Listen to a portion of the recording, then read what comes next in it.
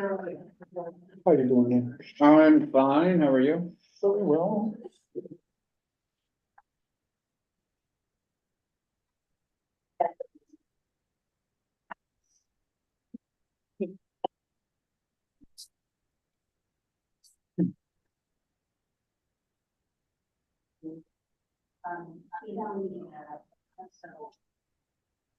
Okay, So we're live streaming and recording, so. okay, good evening. Welcome to the March 5th, 2024 meeting of the Environment and Parks Committee. My name is Neil Barkley and I am the chair of the committee. Tonight, we are joined by Community Coordinator Brian Lafferty. This meeting is called to order at 7:02. As a reminder, New York State law requires all community board members who are not able to attend the meeting in person to have their cameras on and their first and last names displayed from the time the meeting is called to order until the time the meeting is adjourned. Members of the public who are attending virtually, you can raise any questions or comments that you have through the Q&A feature of Zoom. Members of the public who are here in person, you can raise any questions that you have by raising your hand. If there is time following the committee's discussion, we will field questions from the public. Each member of the public who wishes to speak will have 90 seconds to do so once I call upon them. We need a volunteer to take the minutes. Not me, I did October. Look at somebody who has not done, I'll come back. We can think about it, right? I've done it 3 times. And they were great, all of them. Give me paper. Letty, Give me paper and I pencil. can't. Thank you. No, Marty's, thank you so much, I Marty. need something to write. Your minutes Oh, are fantastic. Marty, I've got a pen for you if you need something. I can pass it through the internet. Yeah, thank you. All right. Thank you. Okay, we will now take attendance by roll call. Brian Lafferty will conduct the roll call. Committee members, I will call your name. When your name is called, please say present. I will announce if there is quorum. Neil Barclay, Present. thank you. Marty Barrett, Present. thank you. Paige Judge, Present. thank you. Anton Mullner, Present. thank you.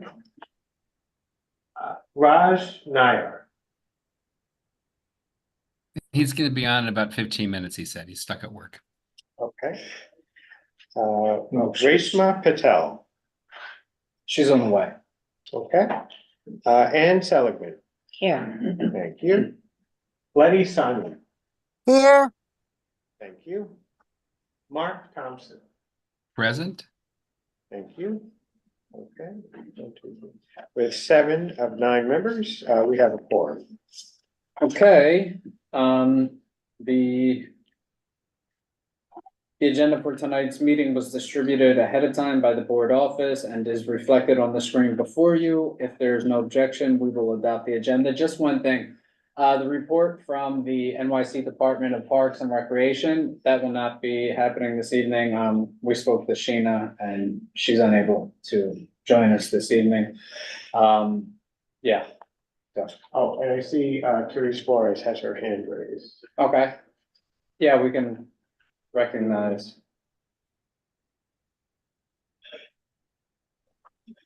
Hi there, if you'd like me to give a report, I can do so.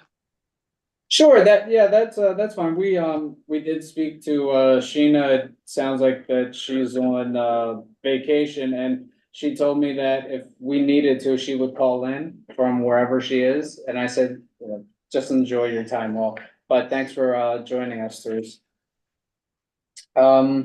Let's see. Okay, so we can leave that on, and then we can see if there are any questions. Teresa's nice enough to help us out. Okay, seeing no objections, the agenda for tonight's meeting is adopted. The minutes from the December 5th, 2023 meeting and the January 2nd, 2024 meeting were distributed ahead of time by the board office. If there is no objection, we will adopt the minutes as drafted. Members of the committee, if you object to adopting the meetings, please raise your hand. Okay, seeing no objections, the minutes from the December 5th, 2023 meeting and the January 2nd, 2024 meeting are adopted. They will soon be available on the CD6 site. In order to conduct an efficient meeting, let's observe a few ground rules. One, no one may speak until granted the floor. Two, committee members who are here in person, if you have a question about committee business or wish to make a motion, please raise your hand and I will identify you so you can speak. Three, committee members unable to attend in person, if you have a question about committee business, you may raise your hand through Zoom and I will identify you so you can speak. For all committee members, it is extremely important that only one person speak at a time so that members of the public watching at home can understand what is being said by each committee member. Five, the chat function for committee members present via Zoom should not be used for committee business or questions about agenda topics. All such remarks should be made on the record by raising your hand through Zoom. Chat should only be used to alert us to any technical difficulties you are having or to state in writing information like an email address that was already stated aloud on the record during the meeting. And we have tonight's agenda. I think that is, that's it. So, okay. All right, that's it. We can go ahead and start. And Therese Flores, you can just leave her unmuted, just if she has anything to say. All right, so we will begin with bioswales.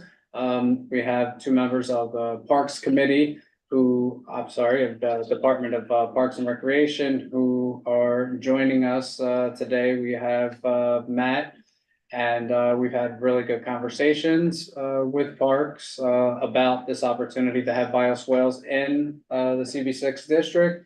And so we can let our friends from Parks take this away. I would just one request, and we had noted this in the email. If you could just start with the most layman of terms of what bioswales are, and then we can go from there.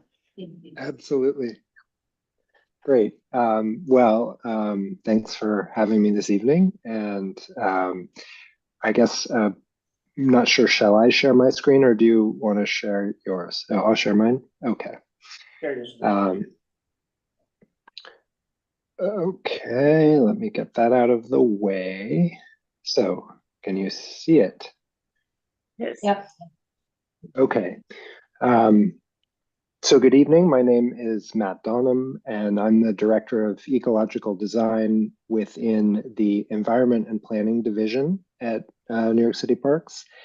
And with the development of the East Side Coastal Resiliency Project, there was a community commitment made to build 40 rain gardens.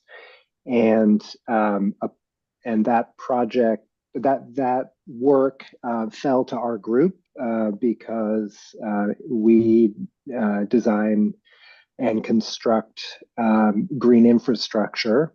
Let me know if I need to. Well, if you have questions about these terms we use, please ask them, and I'll do my best to define. But that's a kind of scope of work that we carry out in the Environment Planning Division. So a portion of funding was transferred into our division, and we've been working on two projects to meet this goal. So let's see. So again, there's a commitment for 40 rain gardens. We are planning to build bioswales and stormwater green streets for a total of 40 pieces of green infrastructure. Now, a bioswale is inside the sidewalk, within the sidewalk, and you don't see too many of these in Manhattan just yet, but the DEP has been, the Department of Environmental Protection has been building them in Queens and Brooklyn and the Bronx extensively in the thousands. And what you see is a little break in the curb where stormwater during rains can flow into a planted area. And there will be plants that can tolerate the sort of inundation with water. And then when it fills up, when the soil is saturated, there's another break in the curb and the water can flow back out again. And so those are built within, sort of behind the curb as a cutout in the sidewalk, much like a street tree pit. So we're planning to build approximately 35 of these. And then a stormwater green street, the other project, this is where we build in the actual right of way, in the asphalt. We cut out a portion of roadway and green it. And similarly allow the stormwater during rains to come in and saturate and then flow back out again. So the primary distinction is kind of on location, but in terms of function, we're trying to keep stormwater close to its source rather than having it flow into the combined sewer system and overwhelm the system and lead to combined sewer overflows where we're putting where the sewer system is directing untreated sewage into our waterways. So have I used layperson enough terms, or I think I ought to make sure everybody understands this before I go on. So basically, it's the soil absorption of the water that then has the water flowing out later on after the rain is finished or whatever. Yeah, so I skipped over some important information, which is that we dig a big trench and we go down 4 or 5 feet and dig out the soil and put in gravel with large air gaps in it that can be used to store water. And then we put about 2 feet of a kind of engineered soil that also has sort of more capacity than a standard planting soil to hold water. And so the idea is that you're kind of supercharging that zone with stormwater. And so you get more capacity than you would get out of traditional soil. But nonetheless, it has a capacity, and it will at some point, all those gaps between the pieces of gravel and the particles of soil will fill up. And at that point, it will overflow, just come right back out and into the gutter if the storm is still going. Lots of storms, just regular rains, the capacity can handle. And so all of the water that flows into that, we call them green infrastructure assets. All of the water that flows into that asset will get captured in a smaller storm. It just has this kind of fail-safe if you get a major storm that there's somewhere for the water to go when it fills up.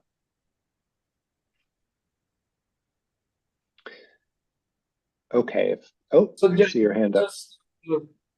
Okay, Mark had his hand raised. And yeah, you can recognize Mark. Oh, okay, thanks. Got a quick question. When you do them in the road beds, do you actually take a lane of traffic out of traffic? I mean, so cars can't drive on it?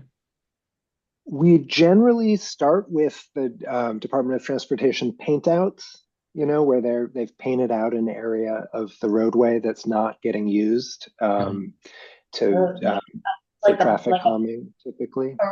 Or like there's a bulb out? Would you do Right. Sometimes the bulb out will be just out of paint. Sometimes there will be a bulb out that has an area that we can convert from pavement to planting.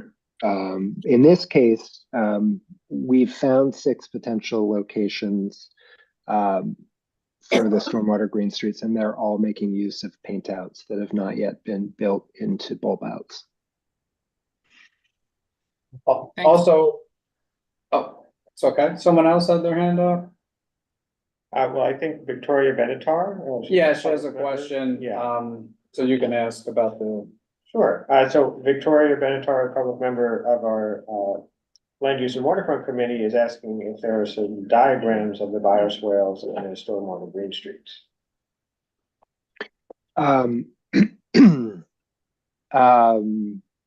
I don't have diagrams here with me tonight. What I have are maps, but that's something I could follow up with. I have some kind of here, this is what a bioswale looks like. This is what a green street looks like, that kind of thing. And I'd be more than happy to follow up with a few slides on that. Okay, that would be great.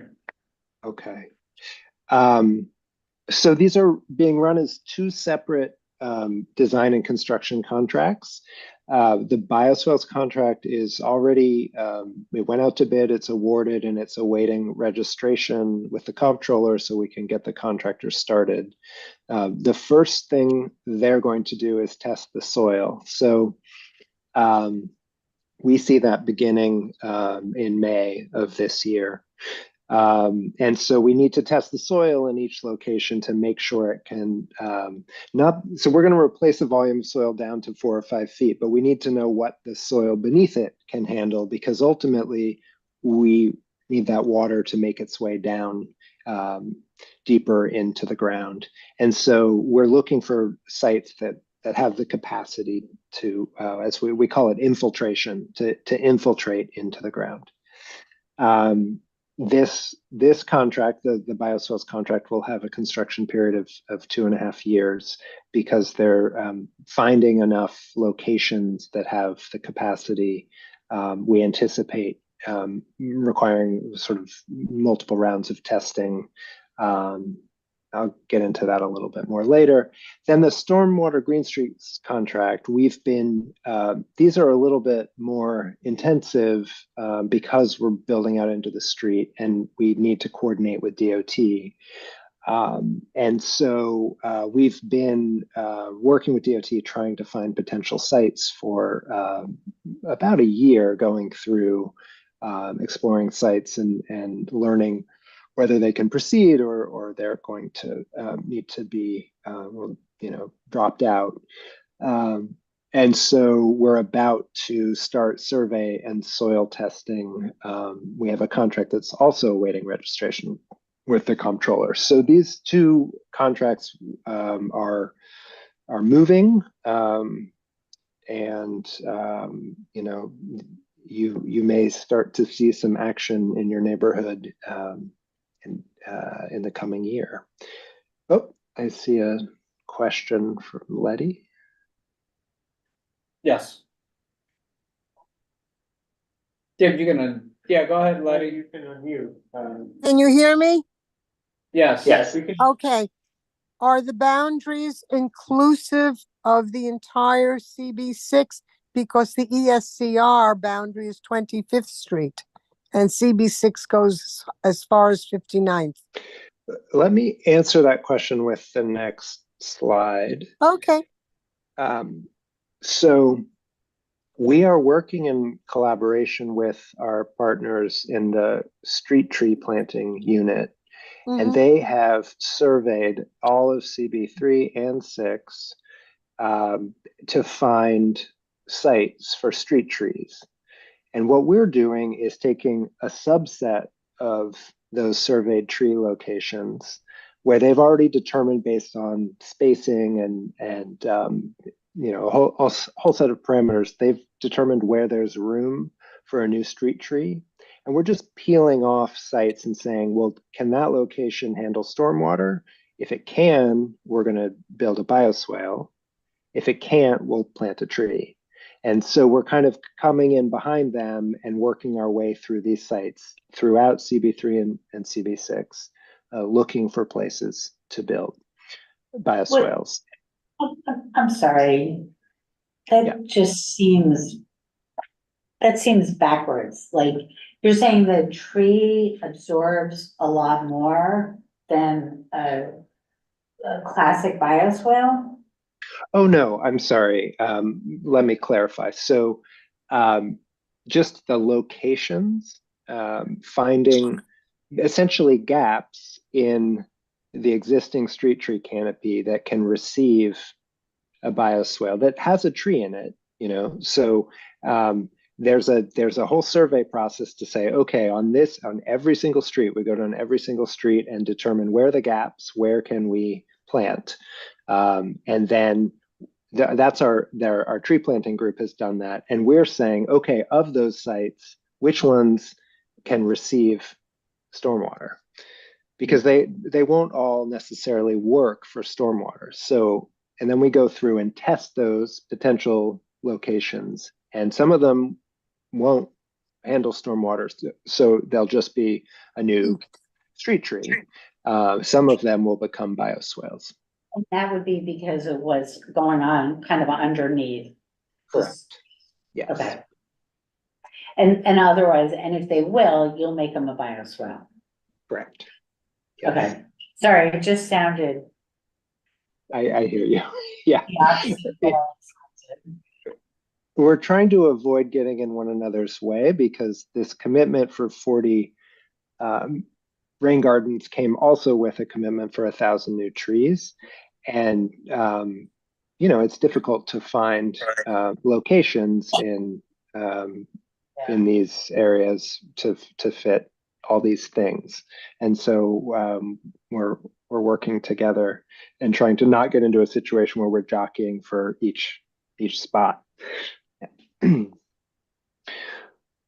Okay, so you know, and there are a lot of challenges.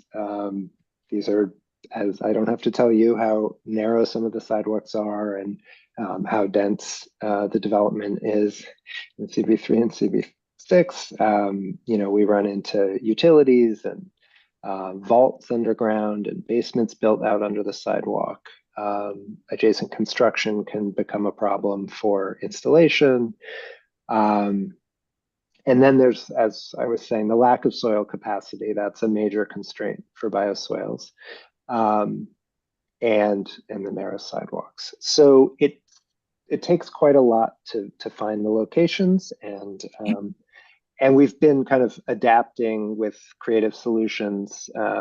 We're using a newer technology for the tree itself, because the size of the root ball is a big driver in the size of the whole the whole bioswale. And we're planning and have in the contract the ability to sleeve around utilities, so that if there are utilities cutting through an area where we have really good infiltration, we can still proceed with a bioswale. We're using a material called structural soil, which is an engineered soil different from the one I was talking about before, that can hold stormwater, but an engineered soil that can hold pavement above it, so that where we have really, really tight conditions, we can expand the soil for the success and health and vigor of the trees out under the sidewalk a little bit.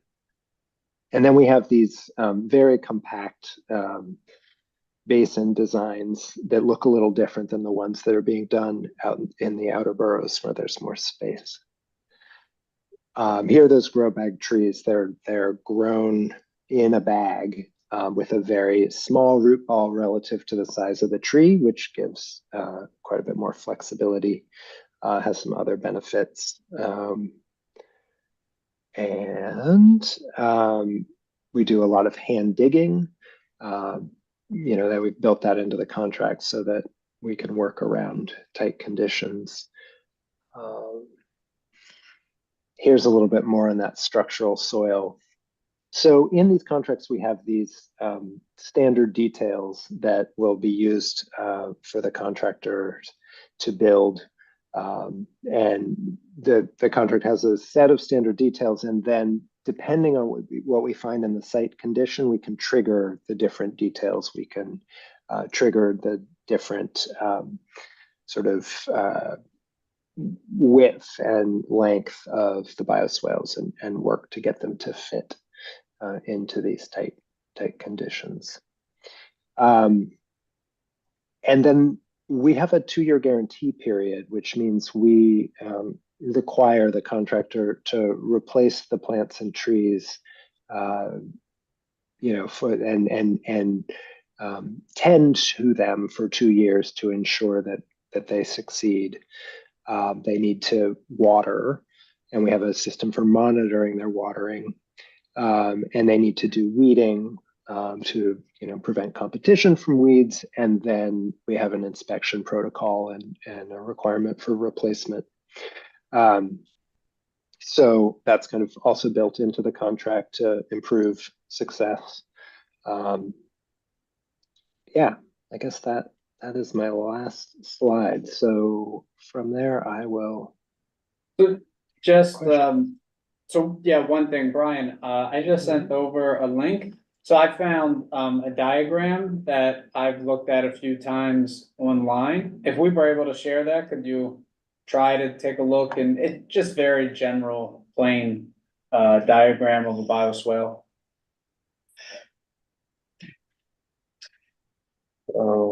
I do that.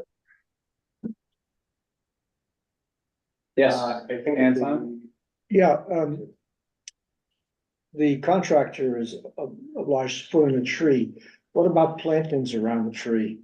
Would they be Yes. responsible? Okay. Yeah. So I know in my area at least, on the east side, many buildings and our community groups plant planters or plantings in the tree pits. So no group or building would be allowed to put plantings in once a bioswale has been put in by the contractor. The contractor then is responsible for any plantings as well as a tree for at least 2 years. Is that what you're saying? That's correct. Yes. What about after the 2 years? So an important note is that the plants that can tolerate this kind of, you know, flushing with stormwater are very different from the plants that will grow in a traditional tree bed. And so it's important, you know, to have that knowledge and plant appropriate plants. The plants are not just you know, for you know, aesthetics. In this case, they're actually putting down deep roots that help the water make its way down through the soil and prevent the soil from compacting and creating sort of a hard pan that doesn't let the stormwater through. So it's critical that these plants be perennial plants that are deeply rooted. You know, I see a range of approaches in tree pits that have been adopted by communities, and sometimes it's a, you know, seasonal change out with, you know, annual plants that then get pulled and you put in new ones, and you know, it's a real it's not actually rooted deeply in the ground, so that wouldn't work. But you know, were the bioswale to get adopted, you know, there might be the potential there to, as long as the plants were appropriate for the function, you know, the potential for a building to adopt and keep it extra well tended. You know, we're pretty constrained when it comes to maintaining these. Well, the entire system, as you probably know.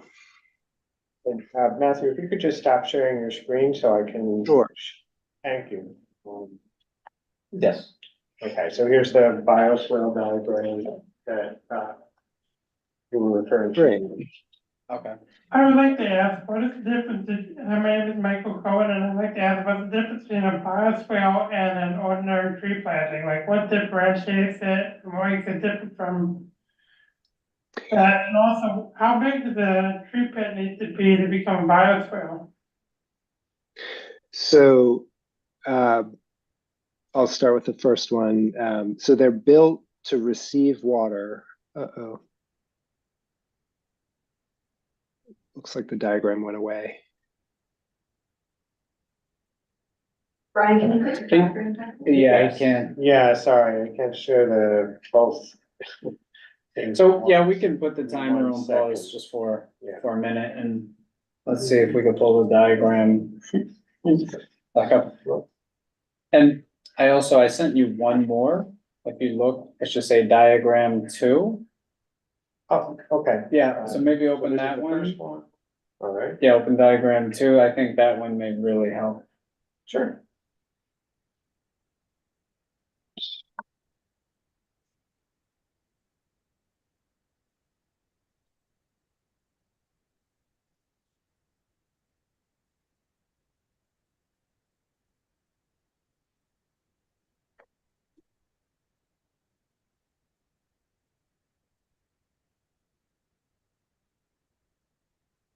Okay, how does that look, Matt? Does that look, Great, Pretty that helps. And solid. I also found a photo in New York City that I'll share afterwards. But there are some key things here. So the water, is coming from the sidewalk and street elevation into a depression where water can pool. And then it's working its way down through soil. That's what they're referring to as ground improvement in this diagram. And then into aggregate is another term for gravel. So it's going into a volume of aggregate that is has lots of space for water. Then it's also showing some other things like a drain tube, which we have some pipes and cleanouts in these systems. So there is there are some drainage pipes down in that gravel volume. So let me see if I can, this is in a zoom in here. I just found something in a news article, but I'll go ahead and share that if you'd let me. Yeah, because I think it helps to see it in the New York City context. So can people see that? Yes. Okay, so this is a very standard, this is probably somewhere in Queens or Brooklyn. It's 5 feet wide and 20 feet long. We don't know if we're going to find anywhere where we can, in Manhattan, where we can do 5 by 20, perhaps, but we can go down to 3.5 by 10 as our minimum. If we find a bunch of 5 by 20s, you'll put most of the bioswales in CB6 district?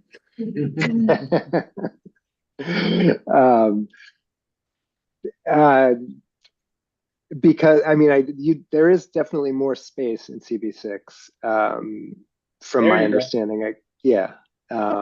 There's arguably more sort of pressing need relative to the project in CB3, and so I think that's something to consider. Relative to proximity of the loss of parkland, the temporary loss of parkland. But to focus on this image, and you can see the inlet and the outlet, water's going in one place and out another.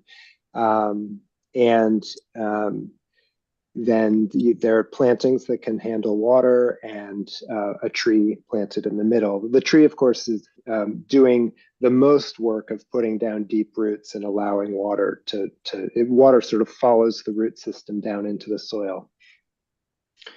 I'm just going to pause my screen and see if I can find an image, or pause my share and see if I can find an image that shows the depression that we often have with a bioswale, because this one, well, we may build some like this where the water's sort of going in underground, but many of them keep the water at the surface, and so they look more like, trying to find a good one here. Oh, here's one full of water. So let me open this up.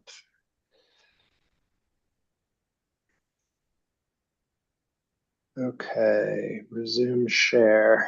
Oops. Stop share. Just gonna share a different window. Here we go. Is that showing? Yes, brilliant.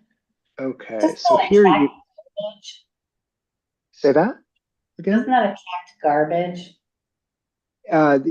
Definitely garbage can flow in and does flow in with the stormwater, and trash pickup is a key part of maintenance.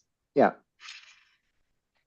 I actually meant from humans, not Oh, not trash, but waste.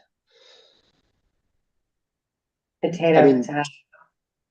Oh, okay. I meant people throwing stuff in. Yeah, I mean, that ultimately, you know, the group or parks that maintains it, they would, you know, come in and make sure that it was clean. I So wonder if the chair is here, Sandy?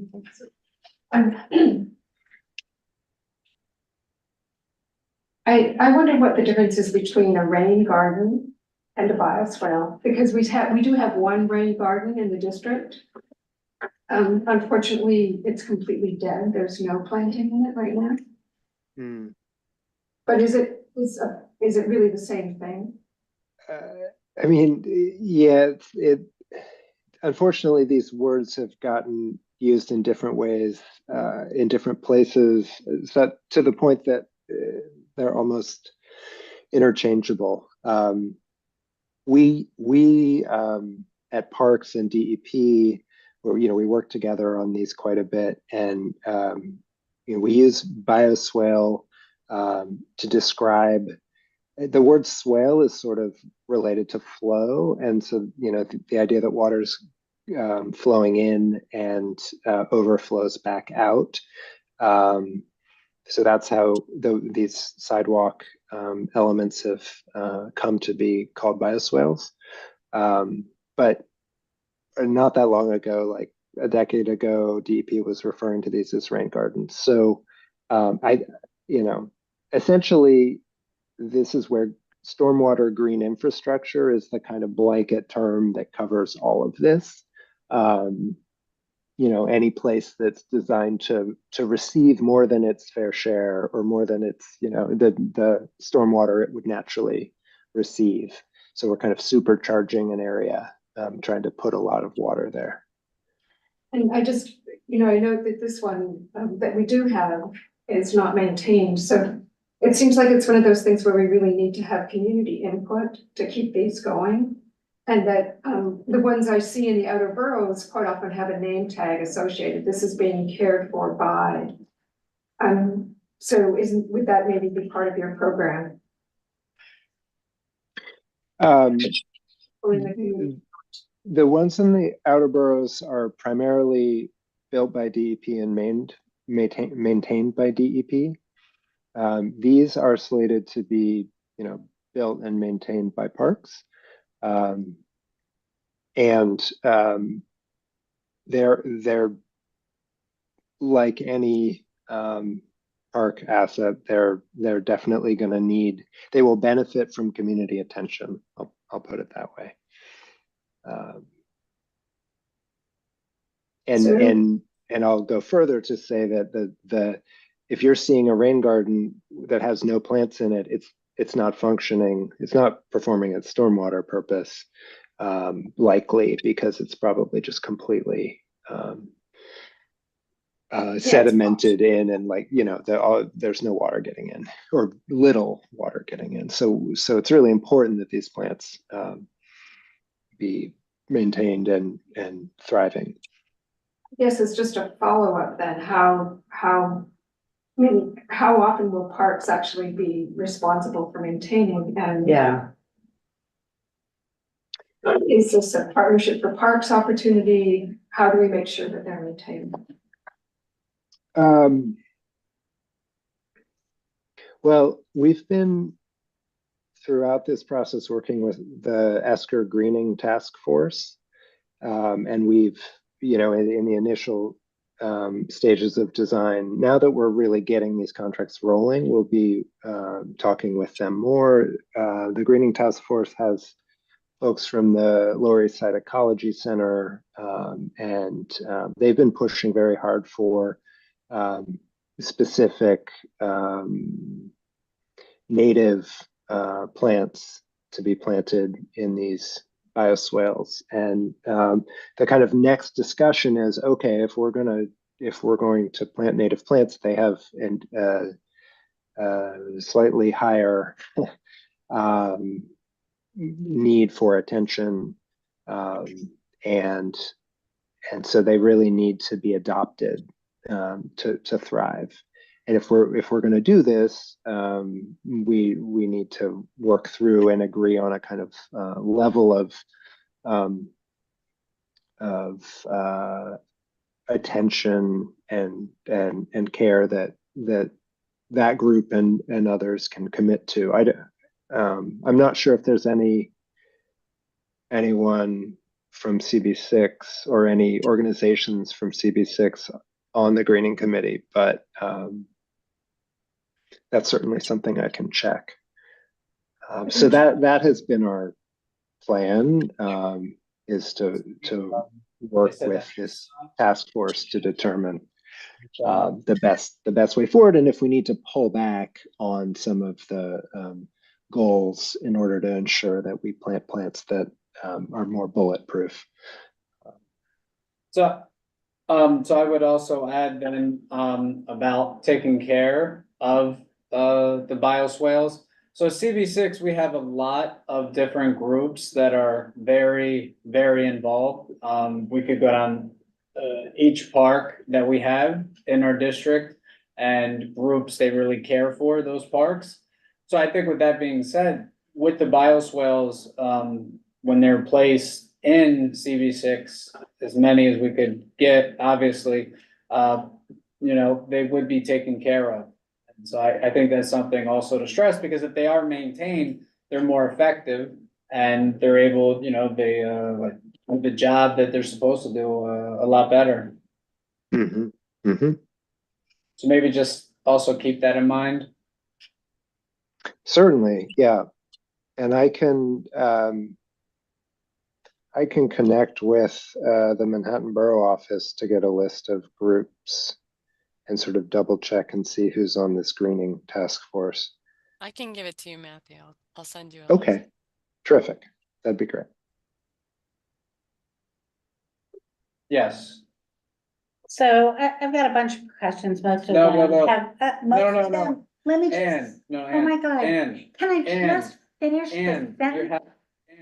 have to select one Neil, can I question. just finish No. the friggin' sentence? You How started. about I have a bunch of questions, Yeah, that's most it. of them have That's it. already been asked Right, by okay. other people. Okay, that's fine. We didn't get to that part. I know, But you said- because you interrupted But you me. said a bunch of questions. Yes, you So- interrupted me, I'm Right, sorry. well, I apologize, but you said a bunch of questions. yeah. We were trying to narrow it down to one.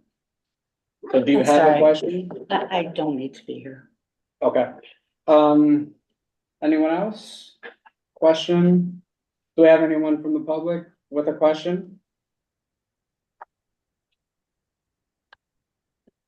That's it. That's it? Okay. Well, thank you so much for the presentation, and we will be in touch for sure. Okay, thank you so much for having me. All right, thanks, Matt. Bye-bye. All right, so we'll move on to, I guess like a parks report, and we have Therese here. Is there any questions that we have? Yes. Therese, do you know of the resolution that was sent to the parks on January 16th in regards to co-naming the Midtown Green, or the portion of Midtown Greenery in CB6 for our former board chair, Lou Sapersky? A follow-up was sent today, since there was no response to the January 16th letter. Can you tell me who it was sent to? Yeah, the follow-up was sent to Steve Simon. Okay, I'm gonna ask him right after this call and get you an answer. He's actually just down the hallway, so if you want me to go there and ask him now and then come back, I can do that. But I can give a quick talk about what report I was gonna give, and then I can. Okay. All right. Then I'll come back to you. Where's yours? Just to segue into bioswales and tree pits and parks and everything we love that's green. I want to introduce you to a project that Parks is doing called Let's Green NYC. It's a response to the pandemic, and it's a way to combat loneliness and create more connection in our communities and find a way for everybody to meet up and join together and do more and get out there and in parks and in New York City and be active. And people can be individual volunteers, they can volunteer with a group, they can get connected to their local group, they can see a list of groups. And so I just want to, on the chat or somehow share the link to that. Is the chat available? Well, you can share your screen. Okay, hold if on you one wish. sec. Okay, and then let me put this, where's the share screen? There it is. All right, so we have our Let's Green NYC website, which is, it just talks about volunteering NYC. There's many groups as well as partnerships for parks that come into our parks and our communities to work and also to be with each other and, you know, bring fitness, bring planting, bring activity like just litter picking in their park to a park. And so our Super Stewards program is a huge effort, which I actually do in my own neighborhood in Queens and sometimes here in Manhattan because, you know, I work here too. But I also love my parks. So these different connections to parks and to the communities are not just parks related. We connect to many volunteer groups. And this directory is something your groups in your neighborhood can be added to. So I highly encourage you to be a part of this. And if you want to connect to other groups, you can go on this and see who's around and join some of their park cleanups and see their activities and get connected. Or if you want to just be a part of getting out there and being in parks and helping us keep them green and litter free, you can also, I'm trying to look for the other website, sorry. I'm giving you my whole screen. Hold on one sec. You can also come to some of our websites that give you the events for that. And so this Getting Involved tab is on the main parks website. And so I just put this in the chat. I don't know if everybody can see it, but this really helps you to see where you can get involved and how you can be a part of just being in parks and helping trees and being a part of your neighborhood more actively and outdoors. So you can also go to other boroughs and also do this. And there's many different partners that we work with. Anybody have any questions about that?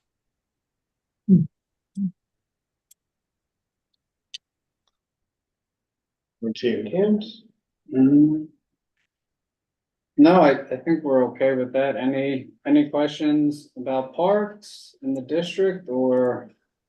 I have a question. You know, if you have on that website, the Shape Up NYC, and there aren't that many Shape Up, I mean, there are none in our district the last time I checked. So how would we go about if we wanted to have a Shape Up NYC? I think it'd be a great thing to have one. I am actually a Shape Up instructor as well. We have a Shape Up training program that gets people. Yeah, which I've actually signed up for. Oh, and good. You have to go all the way to the Bronx to do it. And sounds like if I was in my district. Yeah. Well, yeah, I think I would speak with your coordinator to see if you can do something locally. I'd highly encourage it in our parks. If you need help finding a place, I mean, there's so many awesome parks that we can do this in. And yeah, I welcome you to come to one of our parks in CB6. Absolutely. Thank you. Anyone else? You have a hand. All right. Well, I think that's it, right? Okay. I have a couple more announcements just about sidewalk sheds. And we have 4 parks which are currently affected by neighboring facade work.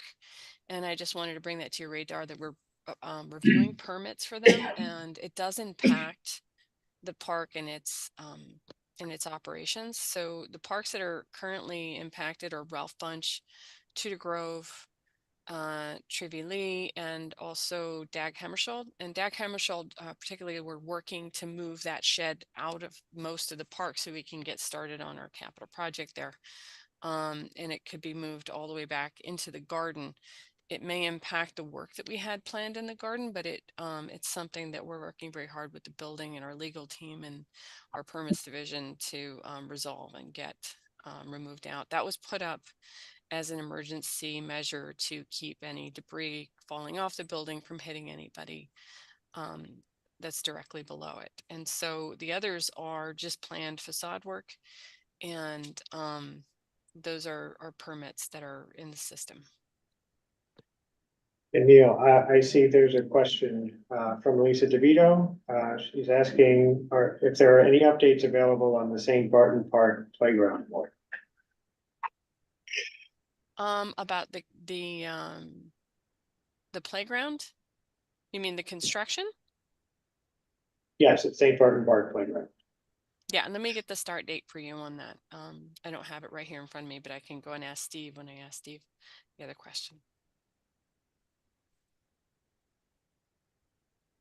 And but the building there is actually, it was our district headquarters. I don't know if any of you have noticed that there's been some interruption in some of our opening up. Maybe you might notice we opened up a few things late in the past 2 weeks. Our basement headquarters was flooded at St. Barton's, and it also had a gas leak. And so our staff were moved up to John Jay Park for a little while.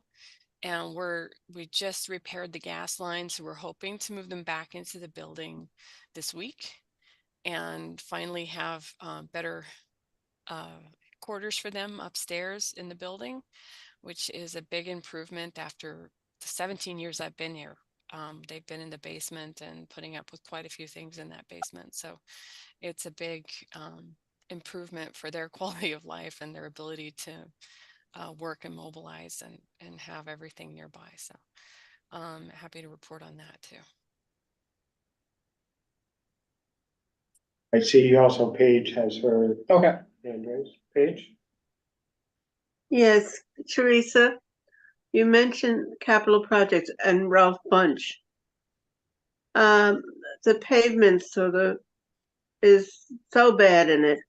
Is that part of the capital project? No, the project that's going on is the building adjacent. It's 45 Tudor Place, and that is the building putting their scaffolding all over the park in order to deal with their facade. They say they have an emergency contract that they're getting a permit from DOB from, and that's why they started putting up the sidewalk sheds to keep any debris from hitting any passersby. And we do need to get that park redone, and I know we have a lot of problems there, so we try to address them.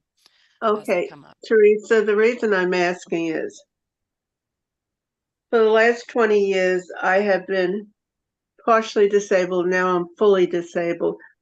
I could barely walk through it with my rollator. And then now I have a wheelchair, and I know I could not get through it without, really having a problem. So, I mean, something has to be done. I've brought this up with Neil in the past. And it's something to do with the pavers. There's supposedly some kind of a special product. And I really... The bluestone falls apart and does start chipping. And so as those chips come up, we try to put why can't we get something better? Yeah, we need a whole renovation of that park. We're looking for funding. Thank you. We would love advocacy for that. I agree with you. It's been part of our budget priorities for many, many years. Yeah. Maybe 15, 20 years. Mm-hmm. It really needs to be taken care of. I agree. I'll ask what's going on with that when I go talk to Steve now. I'll be right back. There's some additional questions from Elisa DeVito.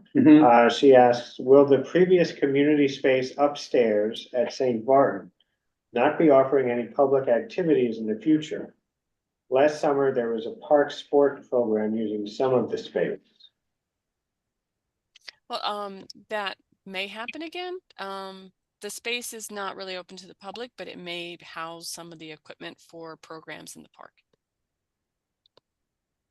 And then Lisa DeVito also notes that for Ralph Bunch, Steve Simon had advised he was waiting for a new quote to include irrigation. That's great. We need it. We're going to need it if they cover all of the garden areas with shed, because we're not going to get the same amount of rain. So it's desperately needed. So I'll go talk to Steve about that too. Right. Is there anything else? Got a lot of questions for Steve. He can come and join if you. I think he should have been on the call this evening. I'm just going to tell. I think he's on another Yeah. community board meeting right now, so I'm going Oh, to he go should have interrupt been. him on that meeting just to ask Right, questions. switch. You could switch. If we could have a Steve computer, I could just look up things. Okay. All right, I'll be back. Okay. And then when she comes back, we can pick this up, but just moving on to old business and new business, and our chair, who was kind enough to join us this evening, Sandy McKee, wanted us to know that there will be composting that will be restarting at St. Barton. Anything else you'd like to add, or? Pickups are Mondays, but basically the bins are available 24/7. So the bin will be at St. Barton for us to go put anytime we want. Right, and they Yeah. were there previously. There were 4 bins and they're going to return with 4, and it's being sponsored by the Lower East Side Ecology. Okay. So do we need to scan it, or anyone can just It's show up? complete, you open the lid. Okay, all right. And it's the information about what type of things, no meat. Okay. Marty? This committee in the 90s worked diligently to get a park done on the east side between 23rd Street and 16th Street, which became Stuyvesant Cove Park, which was wiped out by Sandy and was now rebuilt in some manner, shape, or form with a lot of concrete under the East Side Coastal Resiliency. And now we're going to have a freight barge, an offloading for freight coming by barge to smaller vehicles to come through the park.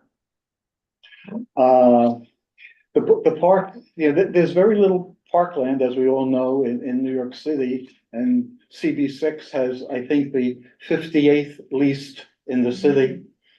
And now this little bit of a park is now going to be used for freight transfer.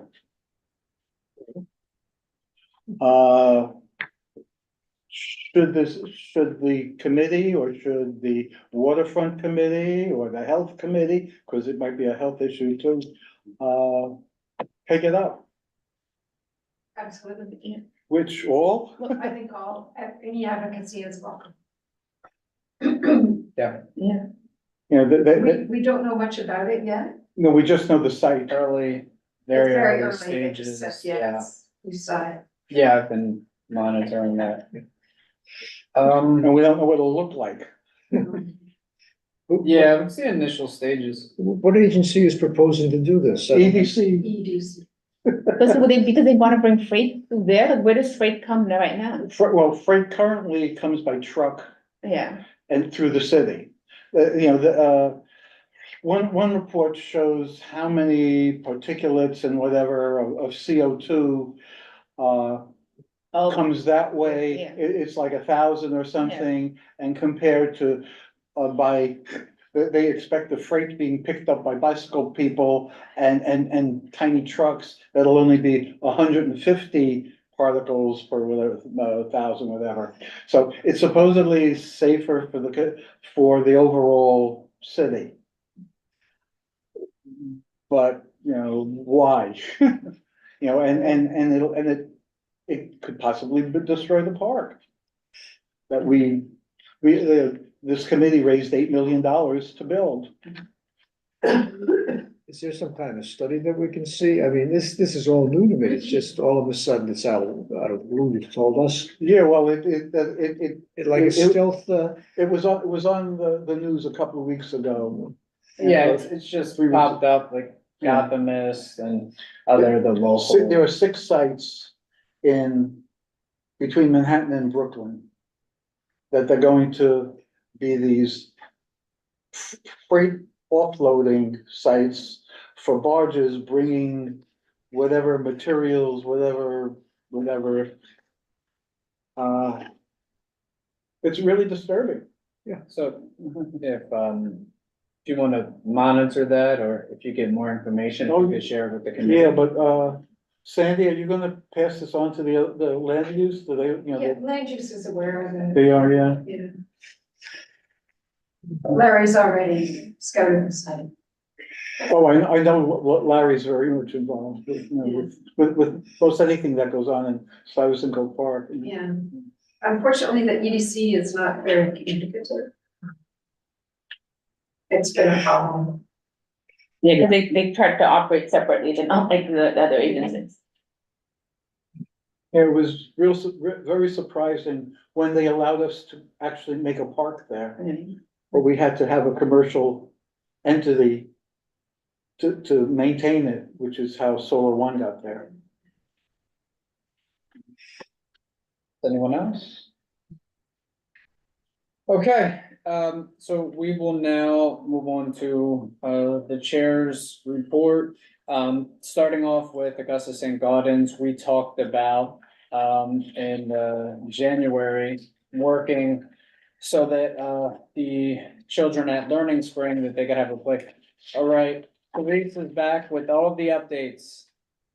Where's So Steve? The Steve computer's still on the other community board meetings, so. Yeah. Okay, all right. I'm gonna give my chair's report, so if he's here within 5 minutes, we can No, I'm gonna give the updates for him. He's printing something out for me now regarding the renaming. Part of the procedure is to wait 3 years. And that wait starts, I guess, from when the person has passed. So we can look into that and see how much time has passed and see what other parts of the procedure we need to think about. And he's going to give me a printout of that next. St. Martin's is in the procurement stage, which means we haven't found someone to do the construction yet. So I can get you updates once that stage is gone farther along. We also need to get an updated estimate for Ralph Bunch. We're going to be including an irrigation system in that estimate, and it needs to include all the sidewalk, which has a lot of bluestone repair and replacement. So we have that portion of it. Was there any other questions that I missed? Was it St. Barton's I said about? So that was it. It's like 3 questions, right? Yeah. I think that's it. The waiting for 3 years, has that been an official policy or that's been written somewhere or? Yeah, he's going to print it out for me. Oh, because, I had heard of it, but I thought that it was more, well, let's just say 3 years. And that it wasn't anything that it was any official policy, but it was off the cuff by somebody. No, it's a policy. He's printing it out for me. And I see Paige has her hand raised. Oh, Paige, did you have your hand raised? No, I lowered it. Oh, okay. Sorry. Okay, I guess we're waiting for Steve to come back with the last part. So Yeah, I'll just I can send that to you in an email and so that you'll have Okay. the full Okay. details. Okay, yeah, that will work. Just send it over. Okay, yes, thank you so much. So, any other questions for Therese? All right, I think you're free to go if you'd like to leave. All right, take care. Have a good night. Thank you. Take care. Thank you. good night. Okay, with Augusta St. Gaudens Playground, we work closely with parks, and now the children at Learning Spring are children there who learn differently. They will now have access to the playground from 12 to 1. And Sheena was, of course, is always instrumental in making that happen. And we should also recognize the principal of Augusta St. Gaudens for being flexible and understanding. The children needed a play space as well. One other thing I would like to add with Augusta St. Gaudens, Sandra Lefkoff with the board, she is putting a project together about bringing seniors, retirees and seniors together in her building. I think initially that's where she is starting, but perhaps in the Gramercy Park area. My understanding is that there have been during the summer, the spring, fall, when the weather's nice, events for retirees and seniors at Augusta St. Gaudens. And that would be something that we would support if she wanted our support.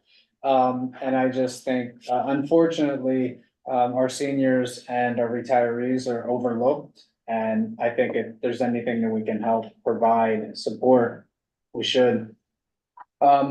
Stuyvesant Square. Support in which way, you're saying? Because we've had a senior center in the budget request for. Well, no, so what I mean, I guess like what I mean overall about support, like if there was anything, I guess like if they needed PEP officers, I guess like if there were dogs or if they wanted to reserve a section of. Yeah, so what park. else can we advocate for? Yeah, that's what I mean, like Yeah. support wise, I know, I spoke to Claude Yeah, Winfield, and he was talking about different types of programs in the past that Gramercy Park, I think, Neighborhood Association, I think that's the name, I have it written down.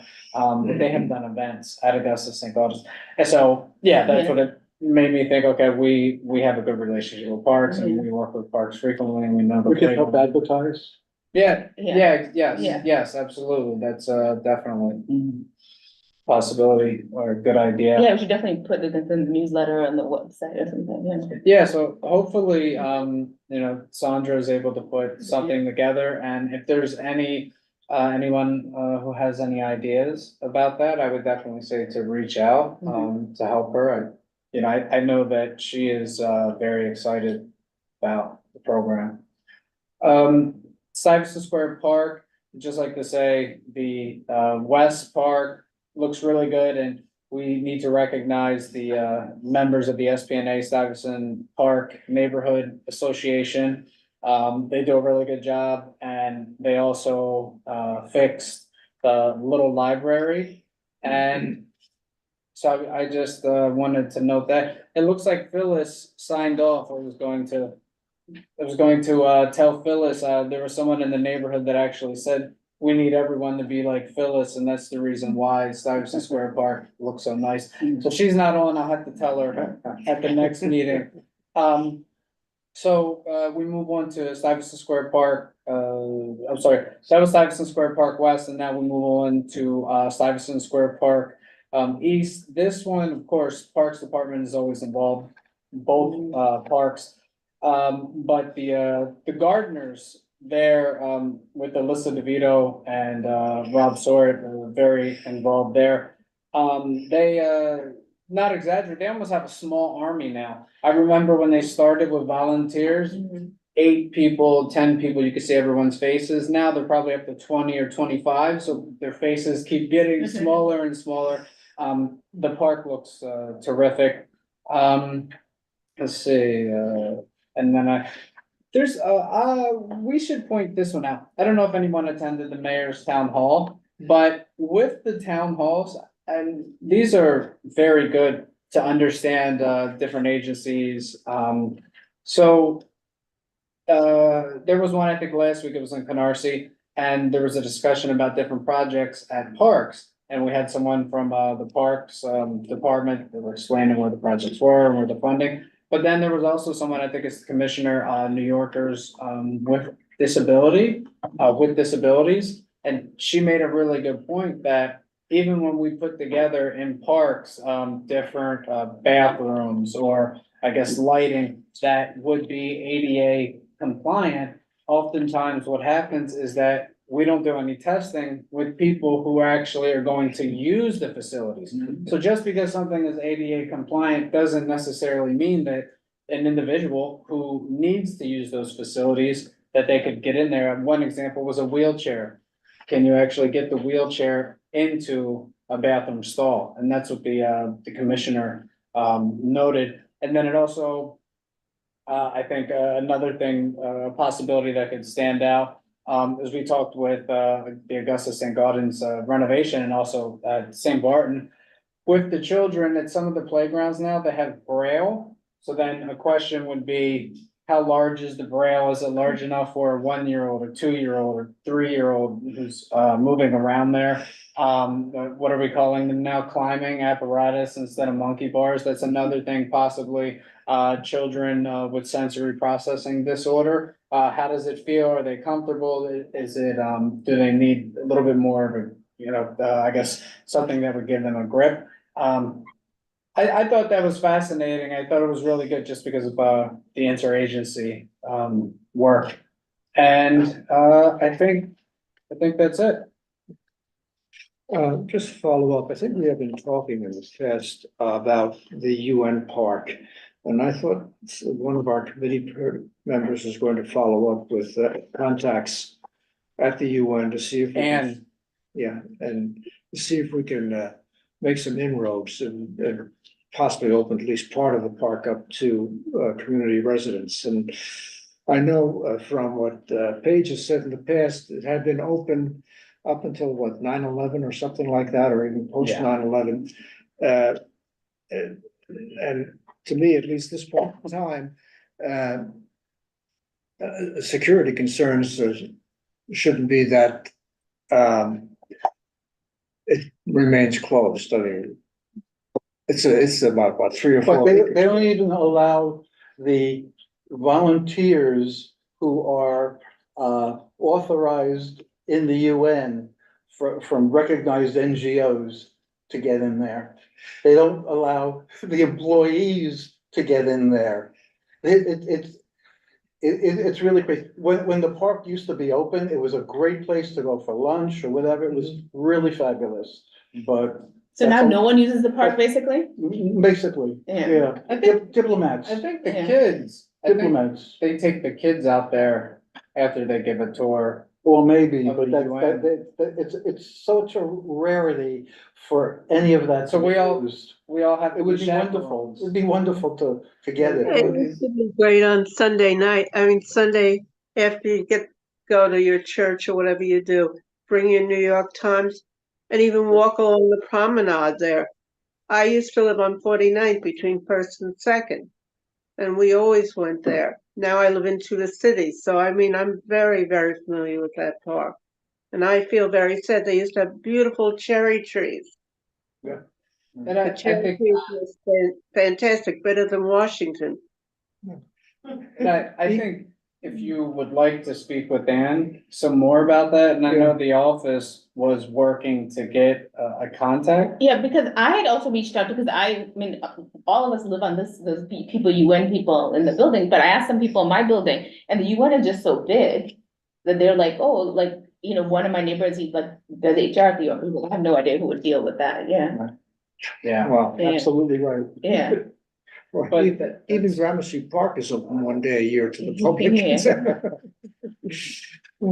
Maybe International Yoga Day. To the city's park. Yeah, so hundreds of people are there and they do Oh, so, UN. yeah, so it's like June 20, the summer solstice, they do a yoga thing. Yeah, so I would just say, see if you could get, if the office could work and continue to work on. I'm sure there must be some kind of liaison between the city of New York. Since we do, the That's city what they does should be a provide liaison, protection. yeah. I think Yeah. Steve Miller's office should get involved. And he I'm should sorry, do it. Steve Powers. Keith Powers. Keith Powers, yeah. Oh, we could talk Keith Powers or the borough president. Right? Yeah, Yeah. that is all that I have. Anyone, anything else? No, okay. That's it, 8:16. We do a final Meeting roll adjourned. call. No, we don't have. Have a good night. Bye. Take care, thank you.